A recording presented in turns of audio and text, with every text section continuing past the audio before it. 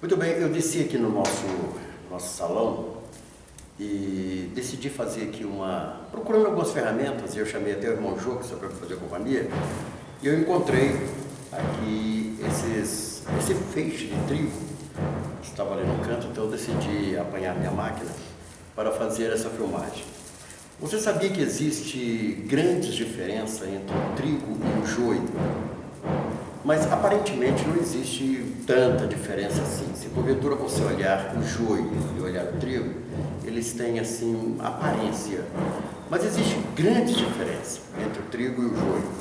Eu estava conversando com o irmão Jocas ali em cima e eu estava dizendo para ele que uma das diferenças é que o trigo, ele não tem raiz profunda. As raízes do trigo, ela não se aprofunda na terra.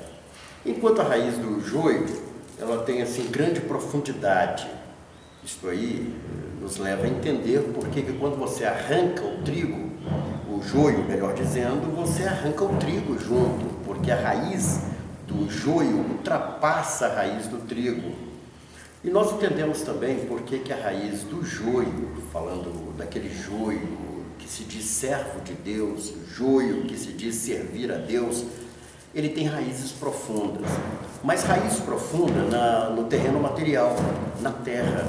O seu coração está apegado às coisas materiais, enquanto o joio, enquanto o trigo, ele não tem raízes neste mundo, não tem raízes aqui nesta terra. Mas também uma das diferenças, mais uma das diferenças, é que o trigo, ele tem conteúdo, o trigo tem fruto por dentro, enquanto o joio é apenas casca. O joio, quando você aperta um grão de joio, você percebe que ele tem apenas casca, ele não tem conteúdo. E este conteúdo, nós podemos entender que este conteúdo é o fruto do Espírito. O verdadeiro trigo, ele tem conteúdo. Meu irmão, se eu sou trigo, se você é trigo, nós temos conteúdo, temos que ter conteúdo, temos que mostrar o fruto do Espírito que está em nós. Mas o joio, ele não tem conteúdo. E o que me chamou a atenção ontem, durante a escola bíblica dominical, é que nós falávamos exatamente com respeito a isto aí, que os dons espirituais, o joio, ele pode ter. Os dons espirituais, o joio, ele pode ter os dons espirituais. Mas o joio, ele não tem o fruto do Espírito, que está em Gálatas, do capítulo 5, a partir do versículo 23, está falando sobre isso. Então, o trigo, ele sim, ele tem conteúdo, mas o joio não. Mas o joio, ele pode ter os dons espirituais.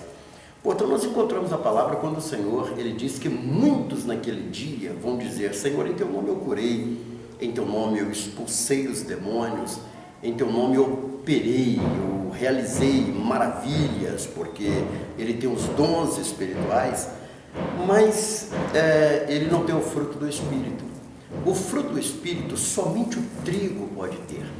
Interessante, irmão, que eu pude perceber também que quando o Senhor Jesus, ele disse o seguinte, que um homem plantou trigo na sua fazenda, na sua lavoura, no outro dia, ou dias seguintes, houve uma pergunta, aqueles funcionários, aqueles empregados, eles perguntaram: Senhor, nós plantamos trigo, mas nasceu o joio juntamente com o trigo, nós podemos arrancar? Ele disse: não, deixe para que os dois possam crescer juntos. E imediatamente aqueles funcionários, eles fizeram a seguinte pergunta: Senhor, o joio, quem plantou o joio? Nós sememos apenas trigo, quem plantou o joio?